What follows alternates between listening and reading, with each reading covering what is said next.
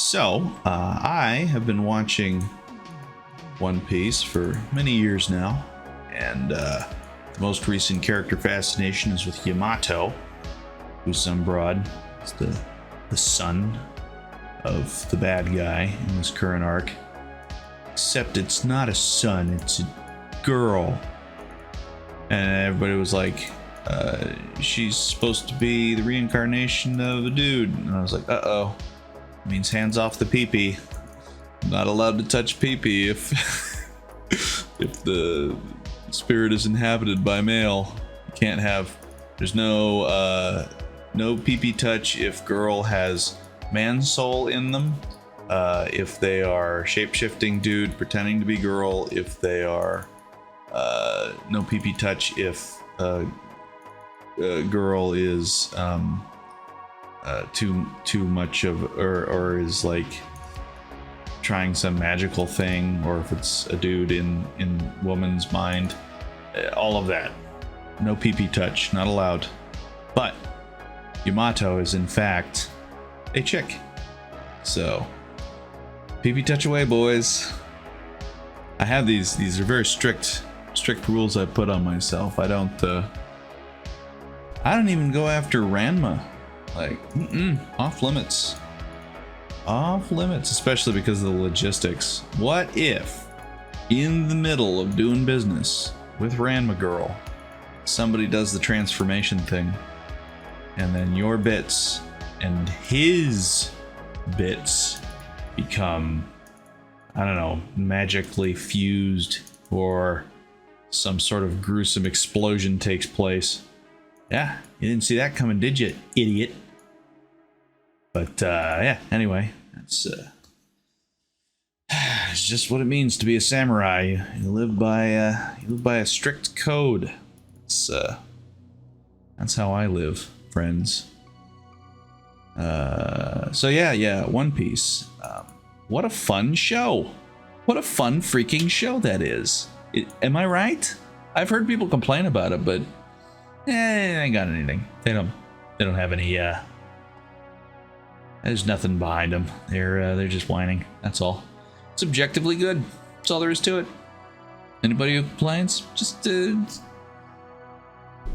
put your hand in their face and don't let them talk. They got nothing to say. They're gonna complain about something irrelevant.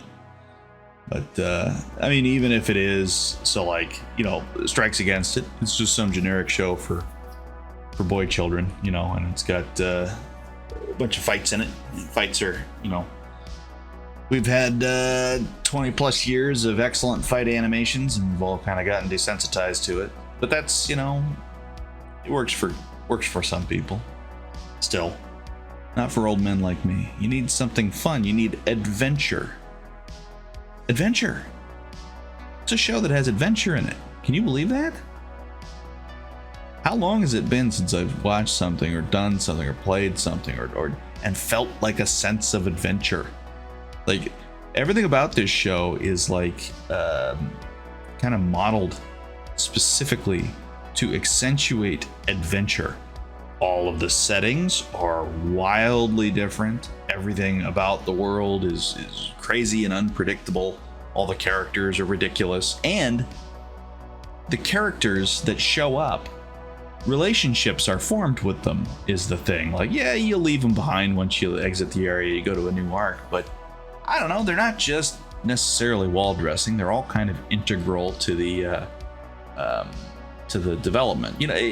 Think about it. In Dragon Ball, everybody who isn't a punch fighter is irrelevant.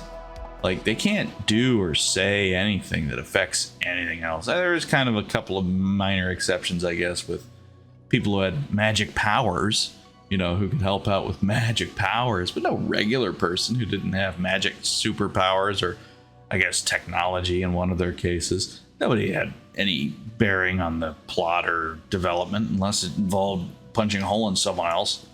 They didn't really have the means. Everybody else was just too tough. But anyway, in One Piece, you have adventure. Dragon Ball used to be an adventure. The first Dragon, before it went crazy, Dragon Ball, the original series with little kid Goku and little kid everyone, that was adventurous. The world was big and beyond their scope. You know, you couldn't just point at it and explode the place. Everything was magical and interesting. There was an episode where the inside of the Earth had a furnace that went out, so all the volcanoes stopped working. And somebody who was there said that the furnace inside of the world was missing some tiles or something. And Goku had to go make more or do something. So that was neat. It was interesting. I don't know. Magical.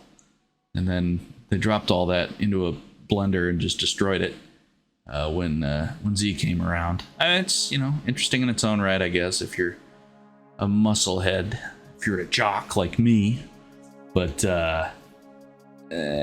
boring. Ultimately boring. One Piece, however, is fun.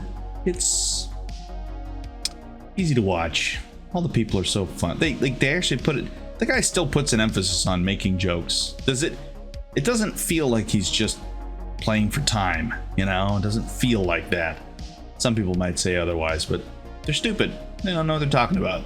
It's the anybody else who's a fan, just remember, anybody who has any problem with what you like, fuck them. But yeah, adventure.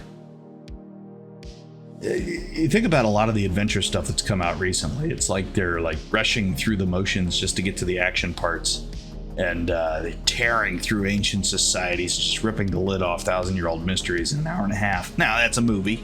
What are you gonna do? But that's also every episode of 10, 15 to 30-minute children's show.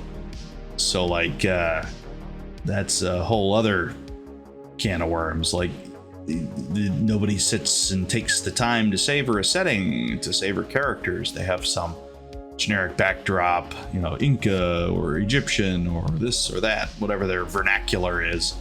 Then they just kind of rush through it. It's like, oh, it was an adventure. Nah, it really wasn't. You just kind of connected the dots and did something everybody else did 1,000 times before. And maybe I get it. You're a schlub working for a kids TV show, and there's no point in giving them anything that they won't be able to appreciate. But I don't know. That's what One Piece is for. You get the bigger adventure fix. I like that. And yeah, so I mean, adventure isn't just like the action stuff. It's not just about covering the dopamine points where we discovered, and we solved the mystery. And it's not just about that. It's all the stuff that's in One Piece. It's all the loss and the gain and the people and the places and the things and all that important stuff. All of it knitted together to give you an emotional impression. That's what I'm big on. That's one of my favorite things in any kind of fiction or anything, is the emotional impression that's left upon you by the collective property in itself. Like you could have, my old man said something about like a book series he'd been reading where like, the guy isn't so great, the plot's not so original, hell, they didn't even edit it properly, so it's got spelling and grammar mistakes and stuff, but he feeds you what you need when you need it. You get you got a feel for it, you got a taste. There was a distinctive taste of what's going on, and you really identified with it. You felt it, you know? It was an emotional impression.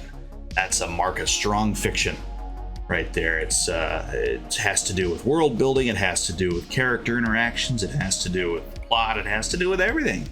And I mean, a lot of the times, I guess, setting, I think, maybe takes the lead in a lot of cases. Sometimes you can just define that emotional impression just by having really impressive backdrops.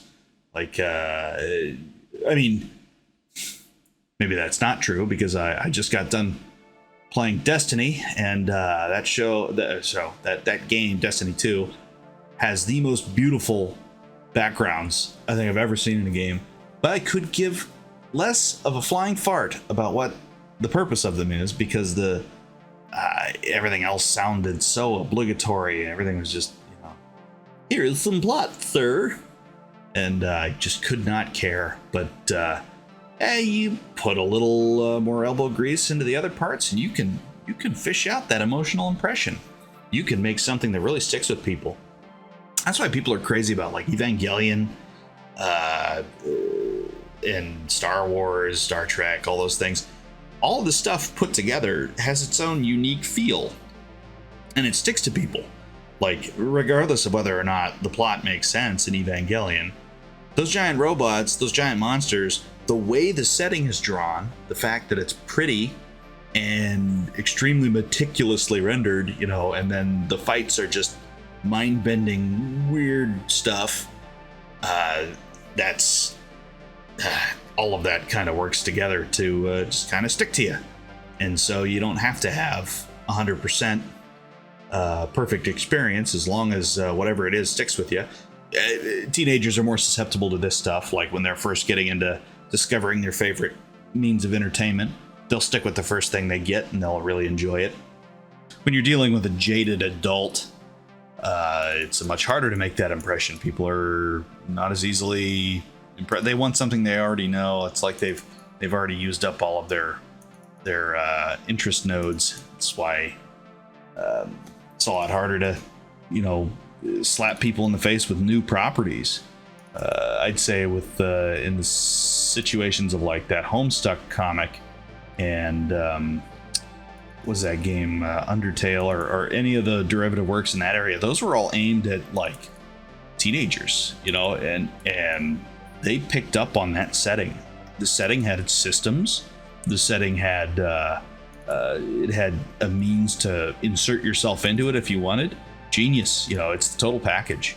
It may not be your cup of tea, it may be below your standards, but you have to admit that the formula there was designed to basically magnet teenagers into it, and it's perfectly executed in both cases. I'm not crazy about Undertale. I thought it was a junky, boring RPG maker thing, but like that's because I'm old and I have a job. You know, I don't have time to waste. Teenagers do have time to waste. They can sit there and wallow in your garbagey thing that you made, and they'll enjoy it. It's nice. The world, young people developing interest in stuff, they're the ones you want to impress. Like if you're talking like any kind of indie stuff, you don't make indie stuff for adults. I mean, you do. If you're really good, you can. Or if you're lucky, you can. But if you're working on an indie project, why not point it at teens? You know, maybe you don't know the lingo. Maybe you're not hip. Nobody is after age 30. But those are the people who grab onto and live your. They'll be actually impressed upon by you. So that's not a bad strategy. I, of course, don't follow my own advice. I'm gonna make something stupid and referential of the 90s, and I'm assuming a bunch of dumb apes my age will all take interest in it. Got a small enough modicum of success so far, so whatever. It seems like that'll be my path. But other than that, I mean, it's not a bad formula. You want to do your world building, make your characters, get the kids to like it. Kids, if you can talk to kids, you can expand it out to be of interest to adults. You know, do what they did back in the 80s. Write a show for kids and then you fill it with a bunch of grown-up jokes. I mean, the only thing stopping you is whether or not you're good. All right, well, thanks for listening to me. You guys have a great day.